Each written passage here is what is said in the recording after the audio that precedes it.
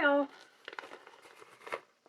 I just wanted to make a quick video to let you know that, and you may have already known this, but at Michael's they had a very small selection of these cotton ripple cakes. So I looked online and it looks like they've been discontinued at the at Yarnspirations. There were only 4 colors left and like 2 cakes each. This one is called French Vanilla Karen Cotton Ripple Cakes. And this one is Summer Rain. Okay, so I got 2 of each of these because that's all they had. And I'm going to make make something out of them. But I just wanted to let you know that they're discontinued. So if you are looking for those colors, I think they had like Meadow and there was one other color. I think it was Quarry. It was a gray one. Yeah. So those are the 4 colors that they had at my Michael's in the store. And I don't know if there's going to be any more of those. So if you are making a project with the Karen Cotton Ripple Cakes, probably be a good idea to run out and get whatever you need before it's gone. I also picked up this Granny Square source book. It's called The Ultimate Granny Square Source Book. 100 Contemporary Motifs to Mix and Match by Meteor Books. It is $24.95. One thing I liked about this one is it has, and like many books do, well, this is a visual table of contents. That's really cool. I like this so much. They really knocked it out of the park when it comes to, you know, trying to find your square. You know, they'd give you a little, you know, beginners, how to read a pattern, how to read a chart. They even give you skill levels. You need to match the squares when you're mix and matching. Here's some basic stitches. And these are position of stitches and decreases, so it gets a little more complicated as you go along. Cluster, magic ring, special stitches. So I mean, it really goes into detail, but it starts very simply, which I like. So the beginning of the book actually takes you through the whole steps from beginning to end of making squares. Talks about finishing and joining. Here's some colors. So I guess if you want to match some colors, you have this palette. Here is a chart of stitches.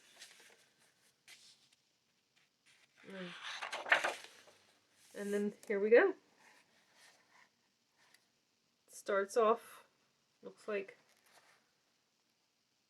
spring flowers and rainbows and more flowers. And you see that? They've got a chart for each one, which I think is great.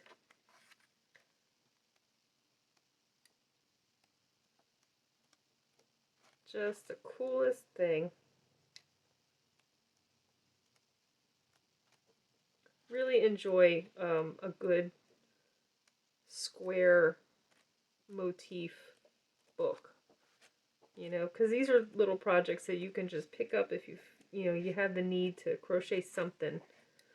And before you know it, you have enough to make a little, like an afghan or even a cardigan. But you can go as fancy or as simple as you want with this book. Look at this one. So I really enjoy looking at this book. I'm going to give it a try and see how it goes. I kind of started out with a book very similar to this by Edie. This is one of the first crochet books that I picked up when I was coming back to the craft after not working on it for a long time. Almost, I want to say 15 years, I kind of like put it aside. In my 20s, I was crocheting, and then I just didn't do anything in my 30s, and I came back to it. But yeah, this is a nice book. Edie Ekman. So anyway, this is just squares. This has all sorts of shapes in it. So, and I don't know if this is still in print or not, but I really enjoy these types of books that are colorful. They have the charts in them. So, and this one's nice because it lays very flat. It's got that ring binding. But on the outside, it's covered so it doesn't get caught in your sweater as you're carrying it around. It's one of the things I like about this book. Was very, very well thought out. But I'm enjoying just looking at these motifs. And what's nice about them is I think they're pretty close. They're all square. These are all square, but they're really interesting. They're not boring. But what makes it nice is that you can really fit these together, you know, and make something. Whereas with some of the oddball shapes in the back of this book, you really do have to think about how you're going to put them together. So, and she does go into detail in here about that. How to put together different types of, you know, how to join them, different sizes, different shapes. So anyway, this wasn't really about Edie Ekman's book, but I just, when I saw this in the store, it reminded me of this. So, yes, if you starting your granny square journey, this one might be the one to start with because they are squares and they go from very simple to very interesting. So one other thing I wanted to talk about was this little present that I think I got after Christmas, but it was supposed to be one of my Christmas presents, but it came late.